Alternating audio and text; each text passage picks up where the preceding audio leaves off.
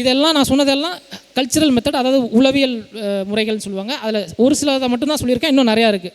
அடுத்தது வந்து இயந்திர முறைகள். இது ரொம்ப முக்கியம். நமக்கு வந்து இப்போ கோடை காலத்தில் பேனு வரும், சரிங்களா? எந்த பயிராக இருந்தாலும் பேனு வரும், செம்பேனு வரும், அஸ்வினி வரும், அதேமாதிரி செதில் பூச்சி, குறிப்பாக அந்த வெள்ளையெல்லாம் தாங்கவே முடியாது, அவ்வளோ பிரச்சனை பண்ணும். இந்த மாதிரி பூச்சிகளுக்கு ஒவ்வொரு பூச்சிக்கும் ஒரு பொறி இருக்கும், பொறி வச்சு பிடிக்கிற மாதிரி. இப்போ இந்த மஞ்சள் ஒட்டு பொறின்னு சொல்லுவாங்க.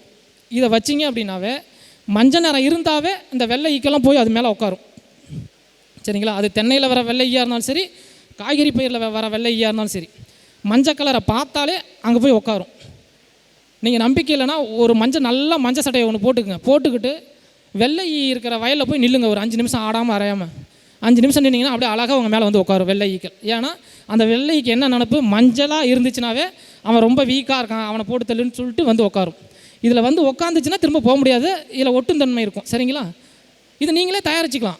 நீங்களே சிம்பிளாக ஏதாவது இப்போ ஒரு குடம் இருக்குன்னு வச்சுக்கோங்க, அந்த குடத்துக்கு வந்து மஞ்சள் பெயிண்ட் போட்டு விட்டு அதில் கிரீஸு இல்லைனா விளக்கெண்ணெய் தடவி விட்டு வயலில் அங்கங்கே வச்சுட்டிங்கன்னு வச்சுக்கோங்க, ஒரு 4 நாள் வச்சுருந்து பாருங்கள். அதுக்கப்புறம் அதில் எவ்வளோ பூச்சி இருக்குது உங்களால் எண்ணவே முடியாது, அவ்வளோ பூச்சி இருக்கும்.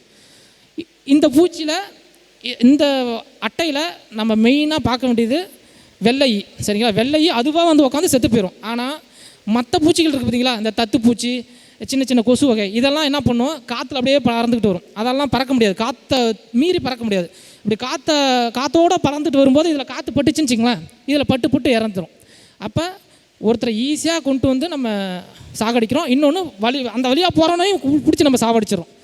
இது ரொம்ப நல்லது. ஒரு ஏக்கருக்கு ஒரு 7-8 அப்படின்னு வாங்கி வச்சுட்டா இந்த வெள்ளை ஈக்கள் தத்துப்பூச்சிலாம் நல்லாவே கண்ட்ரோல் பண்ணலாம். இதேமாதிரி நீல வண்ண ஒட்டுப்பொறின்னு இருக்குது, சரிங்களா? நீல வண்ண ஒட்டுப்பொறி இது வந்து எல்லோ ஸ்டிக்கி ட்ராப்பு, அது வந்து ப்ளூ ஸ்டிக்கி ட்ராப்புன்னு சொல்லுவாங்க. இந்த இலைப்பேன் இருக்குங்களே, அந்த பேனுக்கு இந்த ப்ளூ கலர் வச்சிங்கன்னா அதுக்கு பிடிக்கும், அது வந்து உட்காரும்.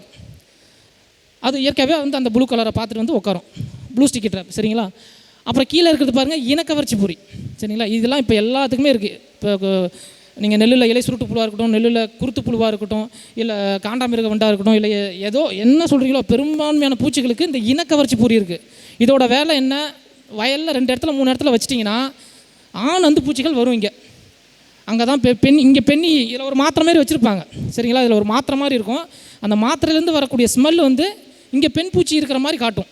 அப்போ ஆண் பூச்சிகள்லாம் ஒரு பக்கமாக இருந்து வந்து இதில் வந்து உளுந்து இறந்துடும். அப்போ ஆண் பூச்சிகள் எல்லாம் செத்து போச்சுன்னா பெண் பூச்சிகள் தனியாக இருந்து இனப்பெருக்கம் பண்ண முடியாது, அப்படியே செத்து போயிடும்.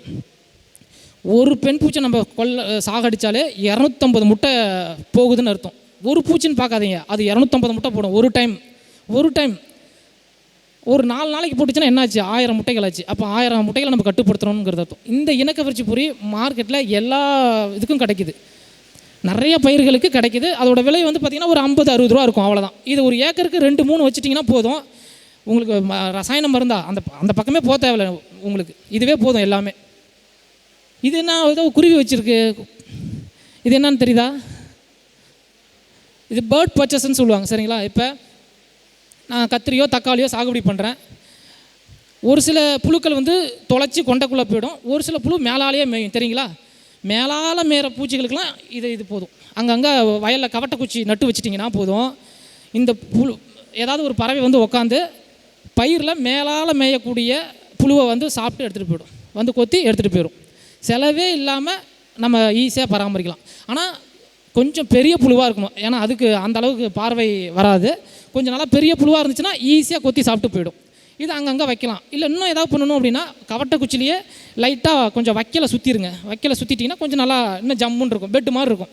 நல்லா உட்காந்துட்டு பொறுமையாக வாட்ச் பண்ணி எங்கே புழு இருக்கோ அதை சாப்பிட்டு போகும். இது பேர்ட் பர்ச்சஸ். இதுக்கெல்லாம் செலவே கிடையாது, ஆனால் இதெல்லாம் பயன்படுத்தணும், கொஞ்சம் வேலை மெனக்கடணும், அவ்வளோதான். மற்றபடிலாம் ஒன்றுமே கிடையாது இதில். ஆனால் அடுத்தது ஓகே, இவ்வளோ நேரம் பார்த்தது இயற்பியல் முறையில், அதாவது கல்ச்சுரல் மெத்தடு, இயந்திர மெத்தடெலாம் பார்த்தோம். அடுத்தபடியாக நம்ம உயிரியல் மெத்தட். இப்போ சார் ஏற்கனவே சொல்லிட்டாங்க எல்லா விஷயத்தையும். சாறு உறிஞ்சிற பூச்சிகளுக்கு, அது பேனாக இருக்கலாம், செம்பேனாக இருக்கலாம், செதில் பூச்சாக இருக்கலாம், நாவாய் பூச்சாக இருக்கலாம், வெள்ளை ஈக்களாக இருக்கலாம், இது எல்லா வகைகளுக்குமே உங்களுக்கு வெர்டிசீலியம் லக்கானி போதுமானது. ஆனால் தெளிக்கிறது ரொம்ப கரெக்டாக தெளிக்கணும். காலையில் போய் தெளிக்கிறது, மதிய நேரத்தில் தெளிக்கிறதுலாம் கூடாது. குறைந்தபட்சம் மாலை நேரத்தில் தான் தெளிக்கணும். தெளித்தா தான் அது வளர்கிறதுக்கான ஒரு சூழ்நிலை இருக்கும். ஏன்னா ஒரு குறிப்பிட்ட வெப்பநிலை, ஒரு குறிப்பிட்ட அந்த காற்று ஈரப்பதம் இதெல்லாம் இருந்தால் மட்டும்தான் அது வேகமாக வளரும். அதுக்கு சரியான டைம் கொடுத்தீங்கன்னா 3 நாளில் வளர்ந்து அந்த பூச்சியை சாவடிச்சிடும். இப்போ நமக்கு வந்து சொறி வருது பார்த்திங்களா, சொறி படை அந்த மாதிரி நோய் வருது பார்த்திங்களா, அந்த மாதிரி இது போய் பூச்சி மேலே அதோட தலைப்பகுதியில் கழுத்து பகுதியில் எல்லா பகுதியும் வளர்ந்து 3 நாளில் சாவடிச்சிடும். இது வெர்டிசிலியம் லெக்கானி. அதேமாரி தான் உங்களுக்கு மெட்டாரைசியம். ஆனால் மெட்டாரைசியம் மண்ணில் இருக்கக்கூடிய பொருட்களுக்கு தான் மேஜராக செயல்படும். மண்ணில்